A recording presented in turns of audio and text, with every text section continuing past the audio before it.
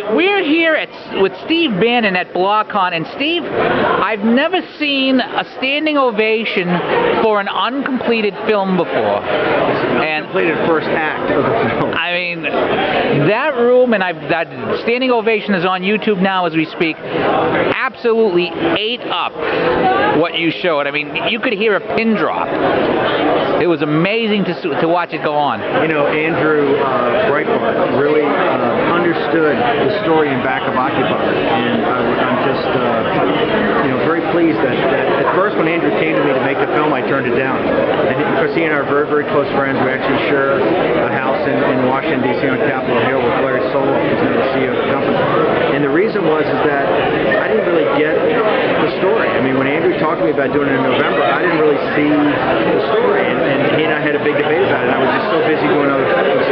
When Andrew came back to me right at the beginning of the year, when the project wasn't making really any progress, and we sat down and he explained it to me, and it really became a revelation. And as I started filming him and putting the footage together, I realized he was right. He had a very sophisticated, Andrew's oftentimes dismissed by the left as being a buffoon, and he's anything but. He's an incredibly sophisticated guy about the media. I mean, this film is about narrative. That's why I wanted to come down to Blogcon and talk to guys like you and all the people at Blogcon who are really his band of brothers. The simple fact is that it was new media that supported the Tea Party and rose up out of nowhere and created this great surge that culminated in the victory of 2010. And that's why I started to film in the August debt debate, because everything that the bloggers had worked on, everything the Tea Party talked about came at that time, but we had never really debated ever increasing the national debt, and we had this huge debate. And the left and the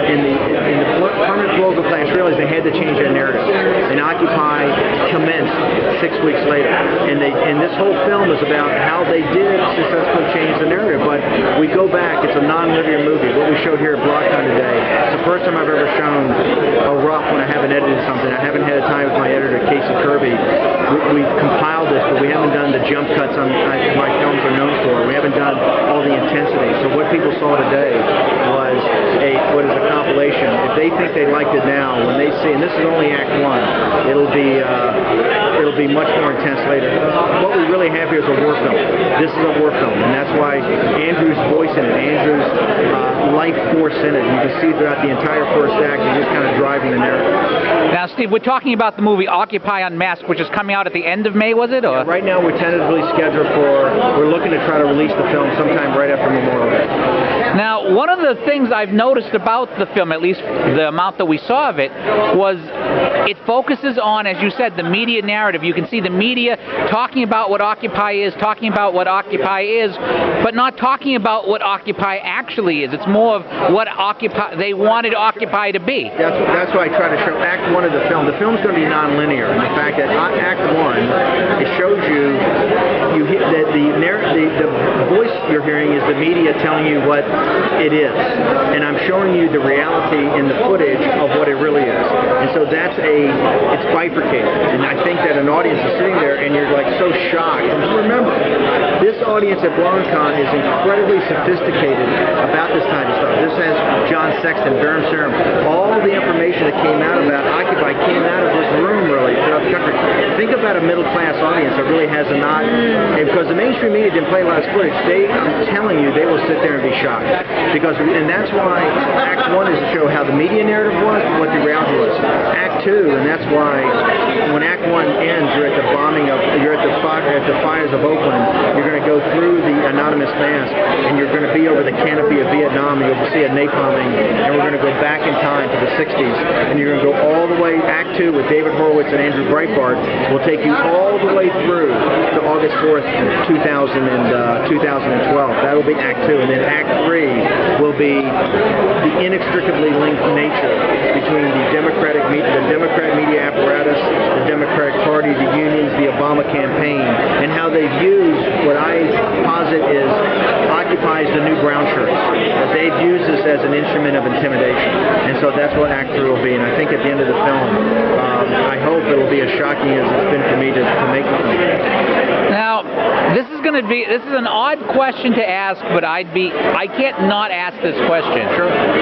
To what degree is Andrew's death going to drive this film before the eyes of people who might not have given it a first look if Andrew had been alive? You know, I don't know that. I think, and you see this is one of the reasons it's been so tough to edit. You know, I wanted this film. Andrew and I always planned on this movie coming out on May Day.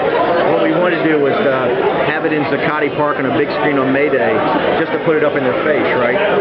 We're clearly not going to make that schedule. One of the reasons it was very tough to jump back into the film after Andrew's death. You know, I'm now the executive chairman of the Breitbart Company. Andrew and I were, and Larry's now the CEO and president. So we've had to fill a big void, you know, because we launched the new site, you know, 3-4 days after Andrew passed away, and it was just, it was incredibly tough to get focused on it because this is Andrew's movie. It's his voice is almost in every major scene. I think, and I think Andrew would hope that it would allow more people to have some sort of interest in what one of his last works was. But I hope what the film shows is that Andrew Breitbart's, you know, gone, and you can never replace him. I said that today in the talk.